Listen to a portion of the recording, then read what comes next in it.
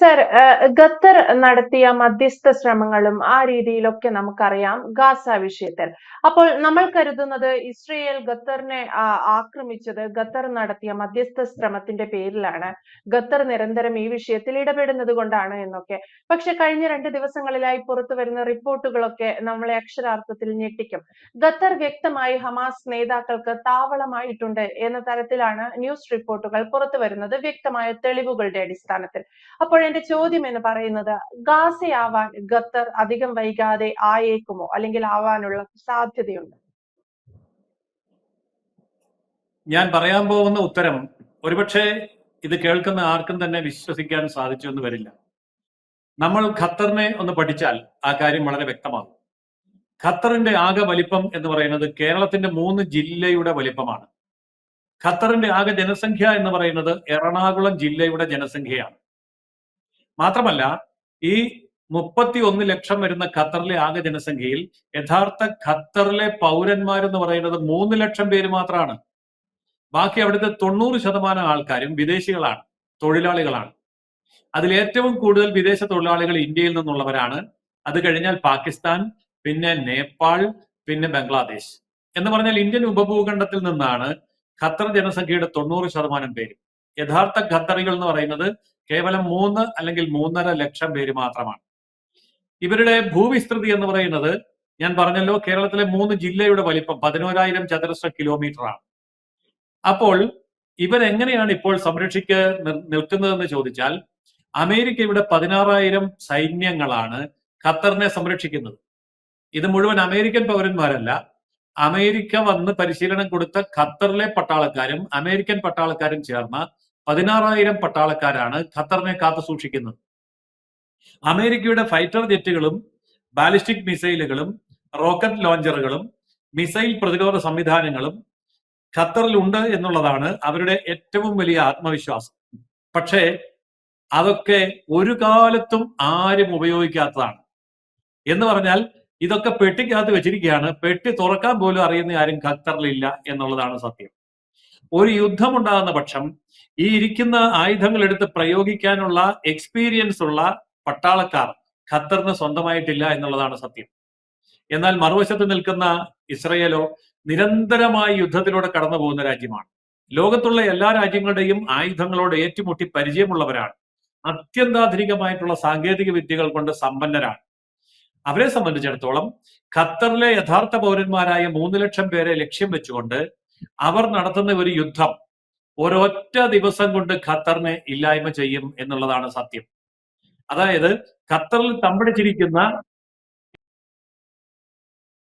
അതിജീവിച്ചുകൊണ്ട് കൃത്യമായിട്ട് അവരുടെ ലക്ഷ്യസ്ഥാനങ്ങൾ തകർക്കാൻ കഴിയുന്ന സാങ്കേതിക വിദ്യയും അനുഭവ സമ്പത്തും ആയുധശേഷിയും ഇന്ന് ഇസ്രയേലിനാണ് ഉള്ളത്.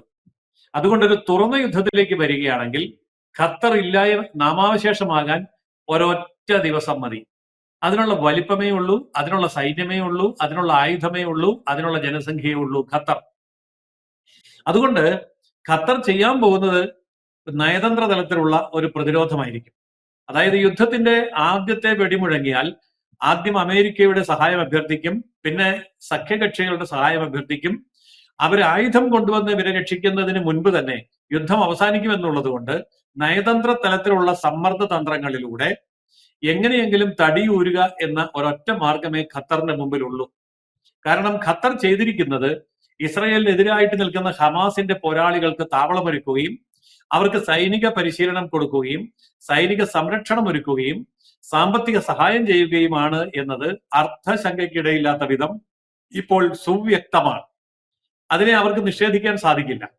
മാത്രമല്ല, ഇപ്പോൾ ഇസ്രയേലിനെ ചൊടിപ്പിക്കുന്ന തരത്തിലാണ് ഈ കഴിഞ്ഞ ദിവസമുണ്ടായ ആക്രമണത്തിൽ മരിച്ചവരുടെ ശവസംസ്കാരം പോലും നടത്തിയത്.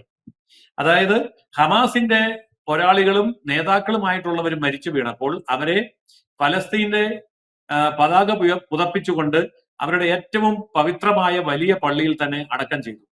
ഒപ്പം മരിച്ച ഒരാളോ അവർക്ക് സുരക്ഷ ഒരുക്കിയിരുന്ന ഒരു സൈനിക ഉദ്യോഗസ്ഥനും അയാളെ ഖത്തറിൻ്റെതായിട്ടുള്ള പതാക പുതപ്പിക്കുകയും ചെയ്തു.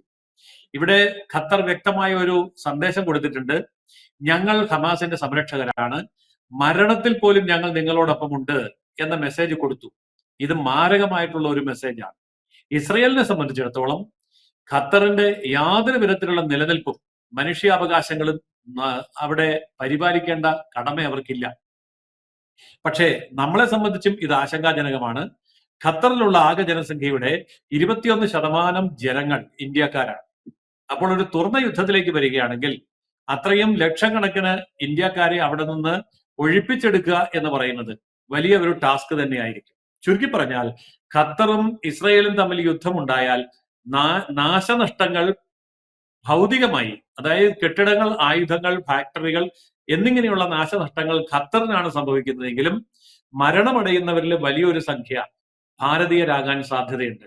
അതുകൊണ്ട് നമ്മളുടെ ആശങ്ക എന്നുള്ളത് അപ്രകാരം ഒരു യുദ്ധമുണ്ടായാൽ ഖത്തറിൽ നിന്ന് ഇന്ത്യക്കാരെ എങ്ങനെ ഒഴിപ്പിക്കും എന്നുള്ളതായിരിക്കും.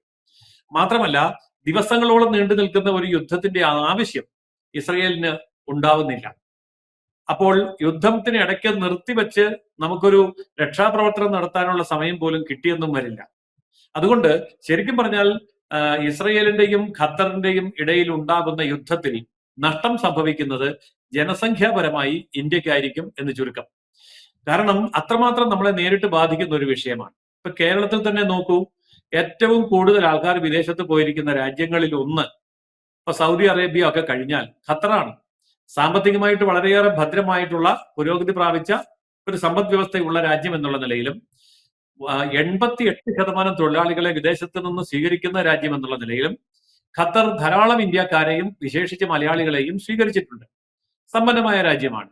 പക്ഷേ സായുധമായിട്ട് പിടിച്ചു നിൽക്കാനുള്ള യാതൊരു ശേഷിയും അനുഭവ സമ്പത്തും ഇല്ലാത്ത ഒരു രാജ്യം എന്നുള്ള നിലയിൽ ഒരൊറ്റ ദിവസം കൊണ്ട് ഇസ്രയേലിന്റെ ആയുധങ്ങൾക്കും യുദ്ധതന്ത്രങ്ങൾക്ക് മുമ്പിൽ കീഴടങ്ങാനുള്ളതേ ഉള്ളൂ ഖത്തർ എന്നതിനാൽ പിന്നീട് മറ്റൊരു ആശങ്കയ്ക്ക് ഇടയില്ലാത്ത മറ്റൊരു കാര്യം ഞാൻ പറയാം.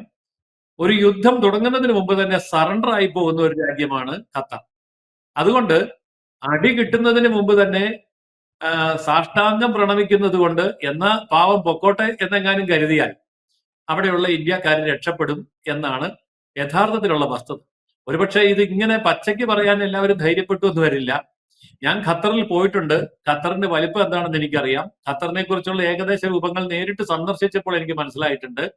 അതുകൊണ്ട് നാടൻ ഭാഷയിൽ പറഞ്ഞാൽ ഈ തവള മസിൽ പിടിക്കുന്നത് പോലെ ഒരു മസിൽ പിടുത്തമല്ലാതെ ഖത്തറിന് കാര്യമായിട്ടുള്ള ഒരു സംവിധാനങ്ങളും ഇല്ലാത്ത രാജ്യമാണ്. അമേരിക്ക രക്ഷിച്ചാൽ രക്ഷിച്ചു, ഇല്ലെങ്കിൽ തീർന്നു. അത്രയേ ഉള്ളൂ ഖത്തർ. യെസ്, എന്തായാലും ഖത്തർ ഇത്രയേ ഉള്ളൂ എന്ന കാര്യം വ്യക്തമാണ്. പക്ഷേ അപ്പോഴും ഇസ്രയേൽ വ്യക്തമായി സ്ഥാപിക്കാൻ ശ്രമിക്കുന്നുണ്ട് ലോകത്തിന് മുന്നിൽ. ഖത്തർ ഒരു ഇടനിലക്കാരൻ മാത്രമല്ല, കൃത്യമായി ഖത്തർ ഹമാസിന് അല്ലെങ്കിൽ ഗാസയിൽ ഇസ്രയേലിനെ എതിർക്കുന്ന ശക്തികൾക്ക് ഒക്കെ വലിയൊരു ഇടത്താവളമായി മാറിയിട്ടുണ്ട് എന്നുള്ളത്. കാരണം ഈ മരിച്ചുപോയ 6 പേരിൽ 5 പേരും ഹമാസ് പ്രവർത്തകരായിരുന്നു. അവരെ കഴിഞ്ഞ ദിവസം ഏത് രീതിയിലാണ് ഖത്തർ അവരുടെ മൃതശരീരങ്ങളെ ആദരിച്ചതെന്നും സംസ്കരിച്ചതെന്നും ഒക്കെ നമ്മൾ കണ്ടതാണ്. പലസ്തീൻ പതാക 5 പേരെ പുതപ്പിക്കുന്നു. ഈ മരിച്ചതിൽ 6ാമത്തെ വ്യക്തി ഖത്തർ സൈനികനാണ്. ആ മൃതശരീരത്തിൽ മാത്രം അവർ ഖത്തർ പതാക പുതപ്പിക്കുന്നു. അതുപോലെ തന്നെ നമുക്കറിയാം, നേരത്തെ മരിച്ച ഹമാസ് നേതാവ് ഹനിയയുടെ മൃതദേഹവും ഖത്തറിലാണ്, ഇതേ പള്ളിയിലാണ് സംസ്കാര ചടങ്ങുകൾ നടത്തിയത്. ശേഷം ഇതേ ആളുകളെ ഖബറിടം നടത്തിയ സ്ഥലത്ത് തന്നെയാണ് ഹനിയയുടെയും ഖബറിടം ഖത്തർ ഒരുക്കിയത്. അപ്പൊ ഈ രീതിയിലൊക്കെ ഹമാസിന് വ്യക്തമായ നല്ലൊരു വിളനിലമായി ഖത്തർ മാറിക്കൊണ്ടിരിക്കുകയാണ്. അതറിഞ്ഞുകൊണ്ട് തന്നെയാണ് ഇസ്രയേൽ ആക്രമണം കടുപ്പിച്ചത്. വരും ദിവസങ്ങളിലും ഖത്തറിന് മേൽ ഇസ്രയേൽ വലിയ പ്രതിരോധം തീർത്തേക്കുമെന്ന റിപ്പോർട്ടുകളും പുറത്തു വരുന്നുണ്ട്. എന്തായാലും അബ്രഹാം ഹോർഡിങ്ങിന്റെ കാര്യത്തിൽ ഇന്നൊരു തീരുമാനമാവുകയാണ്. വ്യക്തമാണ്. Thank you sir.